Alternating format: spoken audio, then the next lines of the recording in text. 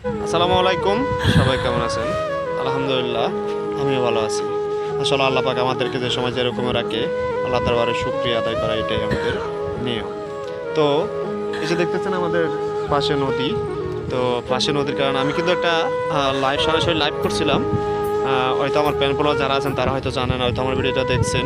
এবং আমাদের এখানে নদী কাছের কারণে এবং আরও একটু সিগন্যাল আছিল, সিগন্যালের কারণে আমাদের এখান দিয়ে নদীর পানি অনেকটাই আমাদের ক্ষয়ক্ষতি করেছে এবং আমাদের পুকুরে মাছ নিয়ে গেছে এবং আমাদের বাড়ির উঠান গাটানে প্রায় এক বুক পানি হয়েছে এবং আমাদের ঘরেও পানি ঢুকছে।